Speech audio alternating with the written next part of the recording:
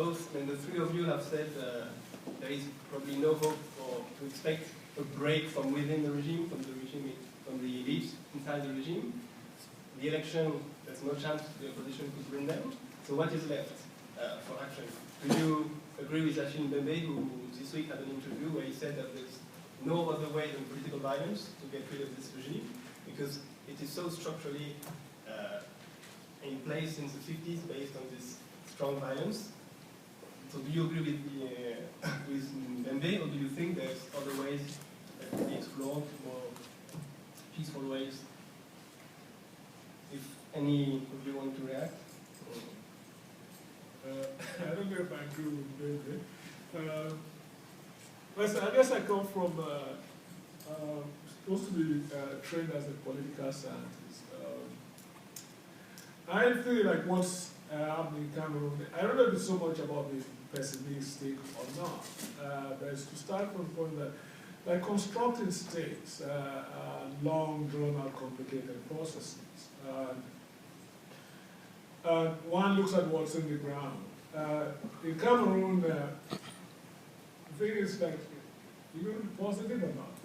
My own impression is that we've got a regime which can be likened to a train without, there's a conductor there who's just satisfied with that. And this train is just coasting. And any time if it hits a grade in the boat, it's going to be current out of control. Right? Because in fact, you have a system which has the illusion of stability and order that actually, I think, from the 19th onwards, it actually does not have that. Because, again, people might be scared if you pop your head and you want to make a political claim of power, you clamp down. But the rest of that is that you can do whatever you want to do if you just stay within the bounds of what's acceptable, which is don't get on the strong side. So you have that, where do you go? Violence, I don't know suddenly, I thought Ben didn't like Fanon. I don't know suddenly why it seems like Fanon.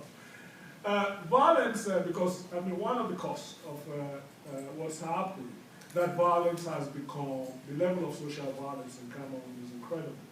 And a lot of the violence from the security forces is not officially mandated. I mean, it's like they just do what they want to do because nobody's going to start them otherwise. So the point is, we're going to talk about violence, and you have to understand that violence has been organized and focused on a particular project. And the reality is that I can't see that happening in Cameroon. The people at some point, to have that violence, you have to have some kind of core motivation, grievance for it. There's a generalized anger about the current condition that used to be. The people who came closest to having that are so-called Anglophones. But even that group could not move into violence for reasons which are not difficult to explain. It doesn't do it. So in other words, if violence comes, I would say that violence might, if it's random violence, is not going to change. We're going to talk about systematic violence, organized to get rid of a system of power. I don't know if it's going to happen.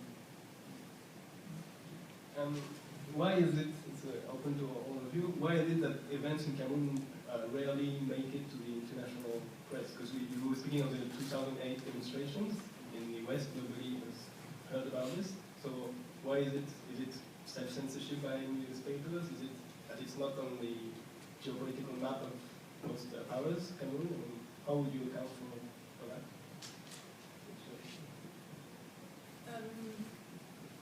Pour les événements de 2 minutes, effectivement, il y a eu très peu d'écho dans la presse internationale pour plusieurs raisons. Je crois qu'il n'y a plus de journalistes étrangers au Cameroun. En ce moment, il y en a un seul, je crois, qui est correspondant de RFI. Les autres sont camerounais, correspondants pour l'AFP, etc. Enfin, bon, voilà, il n'y a pas de correspondant pour la presse étrangère autre que les agences de presse. Et ça s'explique, je pense, par le fait qu'au Cameroun, il ne se passe rien sur le plan économique. Enfin, la croissance est très basse. Il se passe, elle est même quasiment à zéro depuis 5 ans, je crois, si on rapporte ça à la démographie. Voilà, donc le fait qu'il n'y a pas sur le plan économique de choses qui se passent, du coup ça n'intéresse pas l'étranger. Le fait aussi qu'il n'y ait pas de guerre, voilà, c'est toujours la même chose, les journalistes aiment ce qui ne va pas. Et pour 2008, je pense que c'est ça, on ne parle plus du Cameroun, je crois que le New York Times, pour la dernière fois, a parlé du Cameroun avec un article politique. La dernière fois, c'était en 1997. Voilà, il y a vraiment un désintérêt total. Ouais, je vais m'arrêter là parce que... Coming back to your original question, I'm afraid I happen to agree with you there. But I think that it's not unimportant to say that it's not simply a matter of so-called Afro-pessimism. I think that violence takes a tremendous amount of courage. And I think that violence that is precisely of the unorganized kind, that is not behind one particular leader, is tremendously important. And it's what made the riots of 2008 such an intractable matter for the state. And it's in fact much more dangerous and much more effective. So that's a key point that I would make in terms of why the press doesn't cover it. I mean, it's yes, as Fanny says, it doesn't. Cameroon doesn't interest, but it's also one is tempted to say it's rather concerning in France. I mean, it simply doesn't show up ever, and there's a good reason for that. I mean, what are the papers that usually cover Africa? Le Figaro, Le Monde, and the best coverage is actually La Croix of all things. But none of these are particularly open to particularly engaged political thinking. I think that has something to do with it as well. And I think it's also worth pointing out that during the operational command, where again 1,000 people were murdered in the space of one month, and there was all kinds of material. New York Times, nothing, absolutely nothing. I'd like maybe to see something that was connected to, of course, I'm fundamentally against violence. Because, the violent history of Africa is such that coup d'etat, epitome of violence, and from Nigeria to Rwanda, where one has a packet of what coup d'etats can create as possibilities of bloodshed. So I think none of us wants that in Cameroon.